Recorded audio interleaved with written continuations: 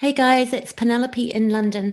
I'm going to read a little section of a book it's called Women Who Love Too Much, and it's by a lady called Robin Norwood. I'll put the book below the link.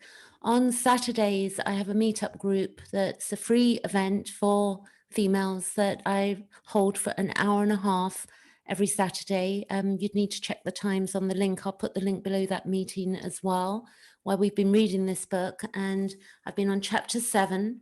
And chapter 7 is called Beauty and the Beast. So ultimately, this book is about codependency, but the time that it was written, codependency was not a label as such. And also in Pete Walker Complex PTSD, codependency would be referred to as the fawn response, FAWN, and that would be part of the fight, flight, freeze, fawn.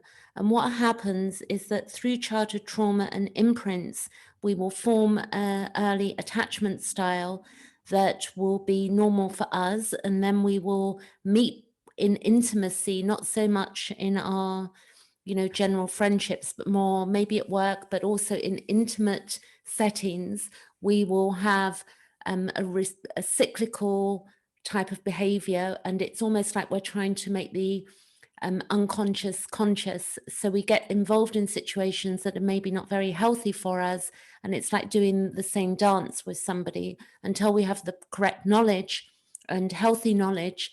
Then we can basically spend a lot of our lives in pain and turmoil and relationships that don't work. So yesterday we finished and we got to the last few pages of the book of, not the book, but chapter 7. And I'm going to read those last few pages of chapter 7, Beauty and the Beast. So before I read that, we can see on the screen here that a sense of self-worth is necessary for us to protect ourselves.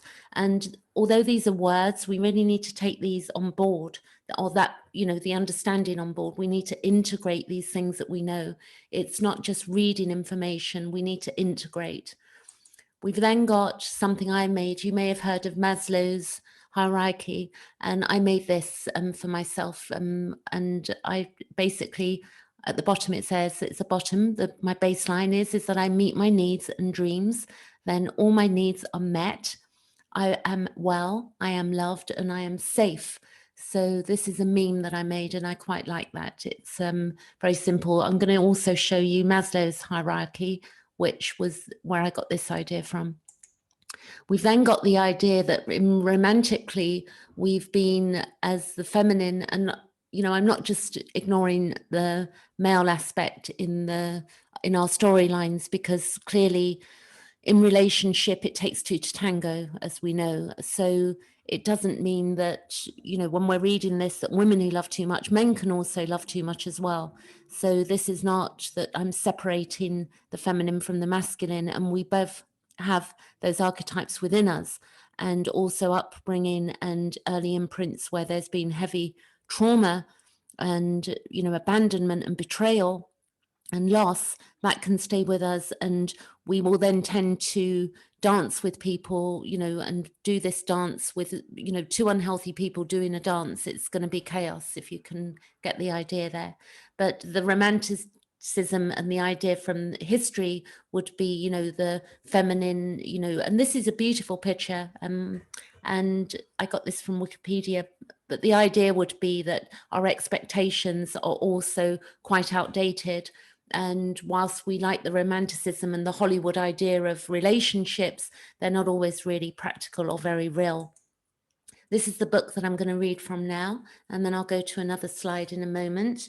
But for now, I'm reading, if you get the book, I'm reading from page 185, and we're just reading I'm reading from page 186, and it's going to be the last little bit of the book, the last couple of pages of chapter Beauty and the Beast, if this makes sense. So for the woman who loves too much, the practice of denial, magnanimously rephrased as overlooking his faults.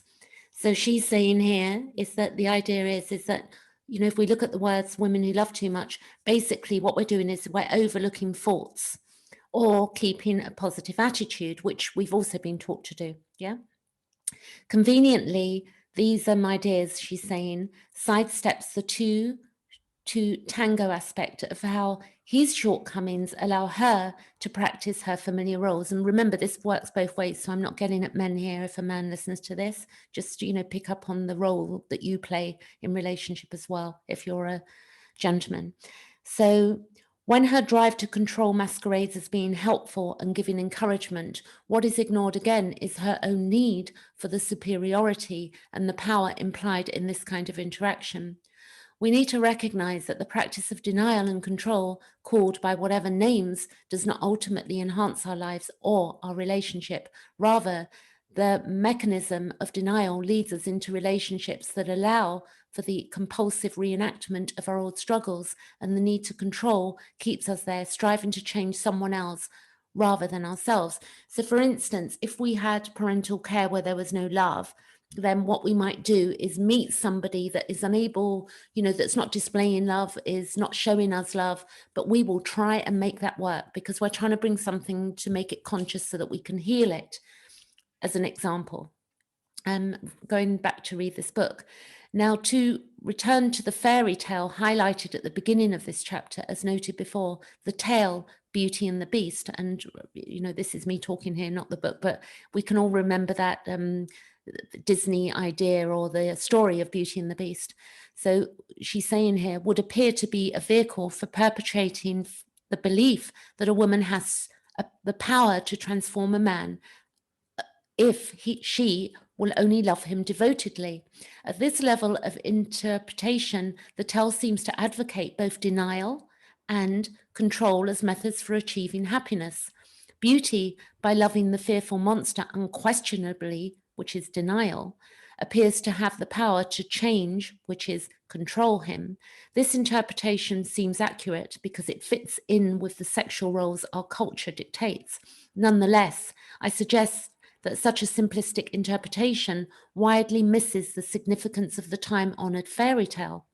That this story endures is not because it reinforces any eras, cultural precepts and stereotypes.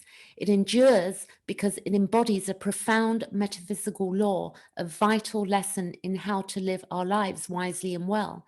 It is as if the story contains a secret map, which if we are but clever enough to decipher in it and courageous enough to follow it, will lead us to a rich cache of treasure, our own happily ever after. So then, what then is the point of Beauty and the Beast? It is acceptance. Acceptance is the antithesis of denial and control.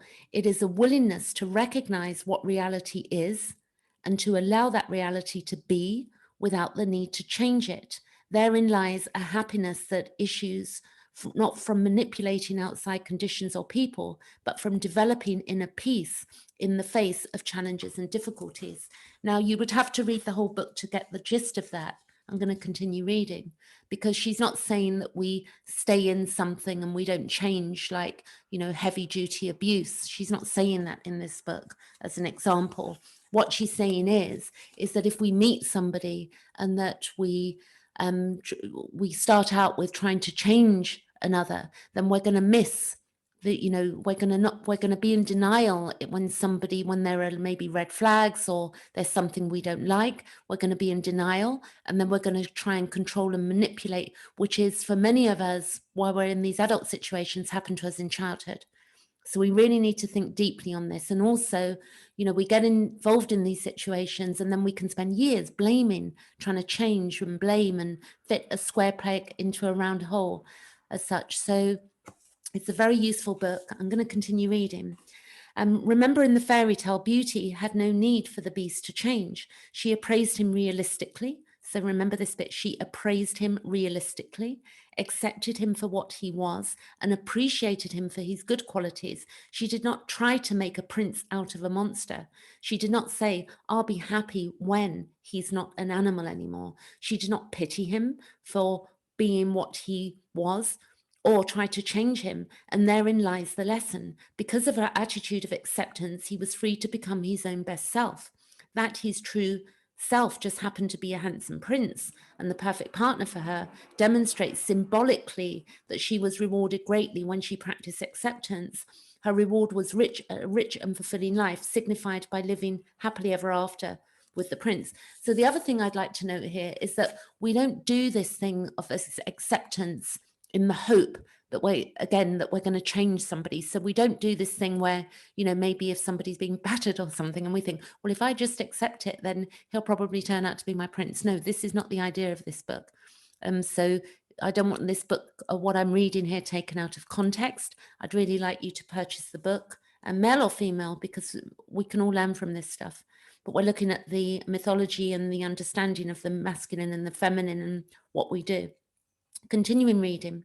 True acceptance of an individual as he is without trying to change him through encouragement or manipulation or coercion is a very high form of love and very difficult for most of us to practice. At the bottom of all our efforts to change someone else is basically a selfish motive, a belief that through his changing, we will become happy. There is nothing wrong with wanting to be happy, but to place the source of that happiness outside ourselves in someone else's hands means we avoid our ability and responsibility to change our own life for the better. Ironically, it is this very practice of acceptance that allows another to change if he chooses to do so. Let's look at how this works. If a woman's partner has a problem with workaholism, for instance, and she pleads and argues with him about the long hours he spends away from home, what is the usual result? He spends just as much or more time away from her, feeling justified that he has the right to do so in order to escape her endless laments. In other words, by scolding and pleading and trying to change him, she actually enables him to believe that the problem between them is not his workaholism, but her nagging, and indeed her compulsion to change him may become as large as a larger contributing factor to the emotional distance between them as his compulsion to work. In her efforts to force him to be closer to her, she is actually pushing him further away. Workaholism is a serious disorder, as are all compulsive behaviors. It serves a purpose in her husband's life, probably protecting him from experiencing the closeness and intimacy he fears and forestalling the upwelling of various uncomfortable emotions, primarily anxiety and despair. Workaholism is one of the means of avoiding oneself that men from dysfunctional families frequently employ, just as loving too much is one of the primary means of avoidance employed by women who from these kind of families. The price he pays for his avoidance is a one-dimensional existence that precludes his enjoying much of what life has to offer, but only he can decide if the price is too high, and only he can choose to take whatever measures and risks are required for him to change. His wife's task is not to straighten him out his life, but to enhance her own. Most of us have the ability to be far happier and more fulfilled as individuals than we realize. Often we don't claim that happiness because we believe someone else's behavior is preventing us from doing so. We ignore our obligations to develop ourselves while we scheme and maneuver and manipulate to change someone else. And we become angry and discouraged and depressed when all our efforts fail. Trying to change someone else is frustrating and depressing. But exercising the power we have to affect change in our own life is exhilarating. For the wife of the workaholic to be free to live a fulfilling life of her own, no matter what her husband does, she must come to believe that his problem is not her problem, and that it is not within her power, her duty, or her right to change him. She must learn to respect his right to be who he is, even though she wishes he were different. When she does so, she is free of resentment for his unavailability, free of guilt for not being able to change him, free of the burden of trying to change that which she cannot. With less resentment and guilt, she may begin to feel greater affection toward him for the qualities in him that she does appreciate. When she lets go of trying to change him and redirects her energy to developing her own interests, she will experience some measure of happiness and satisfaction no matter what he does. She may eventually discover that her pursuits are fulfilling enough so that she can enjoy a rich and rewarding life on her own without much companionship from her husband. Or, as she becomes less and less dependent on him for her happiness, she may decide that her commitment to an absent partner is pointless and may choose to get on with her life free of the constraint of an unrewarding marriage. Neither of these paths is possible as long as the needs him to change. I'll read that bit again. Neither of these paths is possible as long as she needs him to change in order for her to be happy. Until she accepts him as he is, she is frozen in suspended animation, waiting for him to change before she can begin to live her life. When a woman who loves too much gives up her crusade to change the man in her life, he is then left to ponder the consequences of his own behavior, since she is no longer frustrated and unhappy, but rather is becoming more and more excited about life. The contrast to his own existence intensifies. He may choose to struggle with disengaging from his obsession and become more physically and emotionally available, or he may not. But no matter what he chooses to do, by accepting the man in her life exactly as he is, the woman becomes free, one way or another, to live her own life happily ever after. So let's go on to the next slide. This is such a powerful book, I can't tell you. And I encourage you to get this book. You can get it on Amazon. So this is Maslow, like the hierarchy I just showed you that I made into mine. So then we got what we're looking at in ourself and in society, but for ourselves mainly, is we want to look after our physiological needs. We want to have safety needs. We want belongingness and love. We want esteem needs, and then we are able to self-actualize. This is really important work that Maslow did. We then got, which is very lovely, a little slide that says, "Oh, my child, I love you. I like you. I'm proud of you. Who you are is someone the world needs, someone only you can be. Being your parent is one of the great honors of my entire life." So what we're doing is, with the Pete Walker work in trauma, we are getting to a place where we reparent ourselves. We become the mother and father that we never had, and we begin to look after ourselves. That's the next step, male and female. And very important on attachment styles, because there can be a lot of punishing ourselves for the way we are in relationship with others.